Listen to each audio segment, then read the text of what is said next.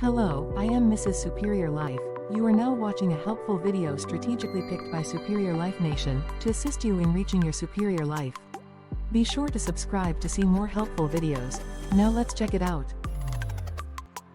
In the absence of trauma and pathology, almost 90% of movement issues and common aches and pains that we feel throughout the day are caused by one thing. But the problem is most people don't know what that one thing is. And if we don't know what it is, then it's really hard to figure out how we can improve our movement issues and overall comfort. In this video, I'm going to tell you exactly what that one problem is, and I'm going to give you solutions on how to solve that problem so you can move better and feel better. But first, we have to figure out why our bodies become stiff and lose motion. Try this quick experiment. Just go ahead and move your wrists around with an open hand, just slow, easy effort. And you'll notice you don't really have a whole lot of resistance when you do this. But now, I want you to go ahead and make the hardest fist that you possibly can. And try the same thing. What do you notice? You start making a lot more noise as you move, you have way less motion available, and it probably isn't as comfortable. What happened? Well, what happened is as your body increased muscular tension, it reduced the amount of space that's available in the wrist joint when you move. When there's less space available, the load distribution becomes more pinpoint or focal. It's like the difference between lying on a bed of needles versus only one needle. When you lie on a bed of needles, the surface area is larger and more broad. So pressure from the needles is distributed across a larger space in the body. Contrast that with lying on one needle. Now the area is much smaller. That increases the load more focally into one point, and that gets pretty uncomfortable. So if I have increased muscular tension and that's reduced the amount of range of motion I have, a lot of times this contributes to movement limitations on one end or aches and pains. If there's less motion available, pressure is distributed to a smaller area. That gets uncomfortable either because I'm loading only in one area or I can't take pressure off of that area because there's no other motions available. There's no other space for me to move my body into. So why does this happen? Do our bodies hate us? Are our hip flexors just evil muscles out to get us? No. This happens because our bodies crave energy conservation and efficiency. If I have less motion, I am more efficient. If I took my bike and I rode it from point A to point B in a straight line, there is less motion to get to that point. Conversely, if I ride my bike and I go from point A to point Z to point Q to point X and then I go to B, I have a lot more motion available and I'm less efficient at getting from point A to point B. So really, having less motion over time is a useful adaptation that our bodies have, but it comes at a cost. And the cost is instead of being able to broadly distribute load, I load more pinpoint areas, and when I load pinpoint areas that can contribute to common aches and pains. So how do we solve the problem of reduced space? There's 3 steps that we need to take to increase motion and reduce the focal loading. The first step is to reduce overall muscular tension.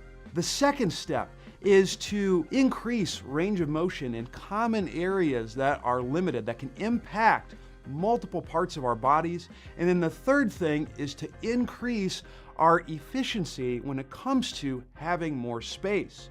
Here's how we can tackle each of those issues. When it comes to reducing resting muscle tension, we first have to learn how muscle contraction influences movement. If we use this ball here, this stress ball, as an analogy to the way we move, if I contract a muscle, I'm going to squeeze a portion of this ball, and what that does is it moves fluid away from where the contraction occurs. For example, if I flex my meaty biceps, I'm squeezing the front portion of the elbow joint and it's pushing synovial fluid, the fluid that's within the joint, towards the back. And that's what allows me to move. But now here's the thing. See, all tissues within our bodies have a little bit of tension in them at all times. If they didn't, we would be falling all the time. So it could be in certain areas of the body, I might have increased muscular activity, and that causes fluid to more easily move into one area of the joint, but then it may be more difficult to move it into other areas fully because of the increased tension. So what we have to do is we have to learn how to reduce tension in areas that were tight and then contract areas where we're less tight. But if you're working with someone who has increased tension everywhere, or you're one of those stiff individuals, it might be that all aspects of the joint have increased muscle activity. And that's limiting the space that's available to move. So in this case, we have to find strategies where we are reducing muscular tension overall, so that allows us to have more space available to move. So for that, we want to choose positions where our body has the most space available to move, and we want to utilize strategies that produce as little tension as possible. First, let's talk about positions to exercise in. Did you know that when you're lying in certain positions, your rib cage actually changes its shape? Well, that's what this study by Takashima et al. Illustrated. In the side lying position, the dimensions of the rib cage get smaller side to side, and they increase front to back. Commonly, in order to restrict available motion, most individuals have increased muscle activity on the front side and the back side of their bodies. So by being in the side lying position, I can take advantage of gravity, squeezing the sides of the rib cage and the torso, and expanding the front to back dimensions, giving me more space to move. With that, if I choose activities where I move slowly, slow motions produce less tension compared to fast motions. So that can increase available space. And the last thing that I can change is the way that I breathe. If I quietly nasal breathe, there is very little muscular tension that's occurring because it's more of a passive strategy. This quiet nasal breathing allows me to expand the rib cage in all directions as well as the neck, and it causes movement in the abdominal contents. So it's a powerful way for me to influence a lot of areas when I'm moving. Very gentle rolling is a great way to practice this concept. All you'll need is a pillow and a foam roller. You're going to rest your thigh atop the foam roller, and you're going to put your top hand across your chest just like so. During this portion, you want to keep your mouth closed and quietly breathe in through your nose. You do not want the breath to be audible, or else you won't enjoy this program. And from here, you want to think about a straight line between your nose, your chest, and your zipper. That straight line is going to slowly move towards the ground, letting your leg roll forward, and then it's going to come back. Now, the goal with this is not to move as far as you can. The goal is to move without really feeling like anything's happening. That's teaching you to move without producing any tension. If that's too easy, you can then eliminate the foam roller, hook your top foot underneath the bottom leg, keeping it straight, taking your top hand, resting it on your temple, and you can do the same nasal breathing roll, but this time flop to your back, making sure that the elbow and the knee stay up. Reducing overall muscle activity allows us to open space. But now what we have to do is we have to be more selective about it. We have to be able to contract certain areas so we can expand the available space in common areas that are limited in just about everyone. But what are those areas? Now we have to look at which areas of our bodies are most commonly limited that help reduce this overall motion and increase efficiency.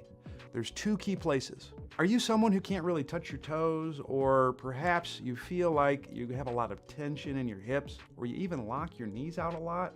Well, if that's you, then that's because the bottom portion of your pelvis, where the lower portion of the glutes are and the high hamstrings, may have increased muscle activity. What this does is it pushes the center of mass, or the pelvis, more forward. If the pelvis has a tendency to have more motion forward, that limits our ability to rotate, which is pretty dang efficient.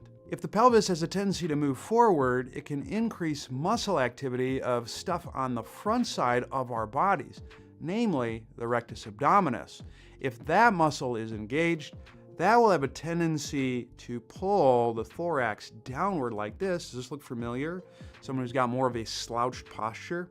And when that happens, it allows us to better put force in the ground so we can stay upright. But there's a cost to that. In order to understand what that cost is, we have to look at a paper towel roll. If I apply very little pressure to this paper towel roll, it can rotate quite easily.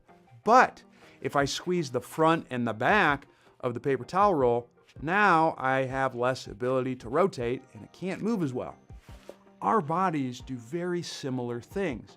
If I have backside musculature, lower glutes, and front side musculature, the rectus, damn near gluteus abdominis, that have increased tension in them at rest, it limits my ability to rotate. Guess what? That's efficient if I have less rotation available. But then we got some of the movement problems that we're talking about. So we need a strategy that addresses those two areas to help restore our ability to rotate. The walking wall squat is the movement that I use to target both of those areas.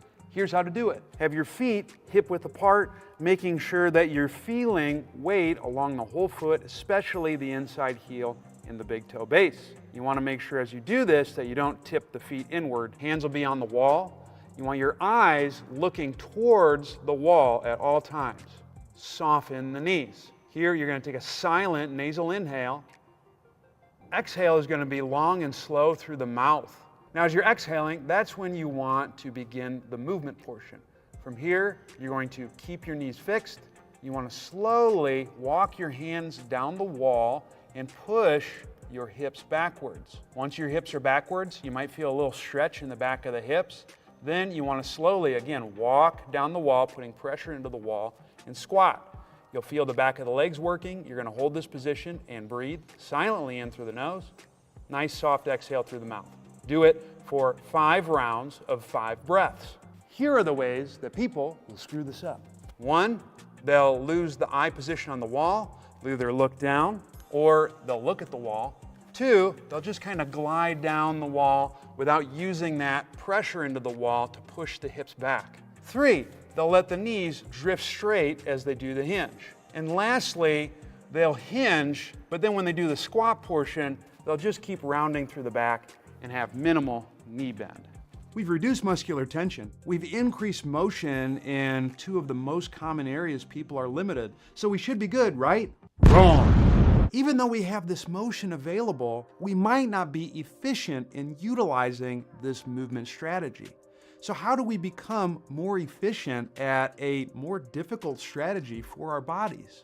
The same way that we increase our fitness any other way, and that's with more intense exercise. But what kind of exercise could increase our motion but still produce enough intensity that it allows us to adapt in the manner that we need to move better? We can take a variation of that walking wall squat and load that exercise so that way we strengthen some of the muscles that help keep the lower glutes and the rectus, damn near gluteus abdominis, relaxed. But what exercise could that be? The natural progression from a walking wall squat, of course, a box squat. If I use similar cues that I did on the walking wall squat with the box squat, I basically load the same pattern that I use to increase movement. Therefore, I get stronger in that strategy. If I get stronger in that strategy, I can now maintain the increased space that I have over time, which is going to allow me to move better and reduce pressure on areas that are commonly sore and tight.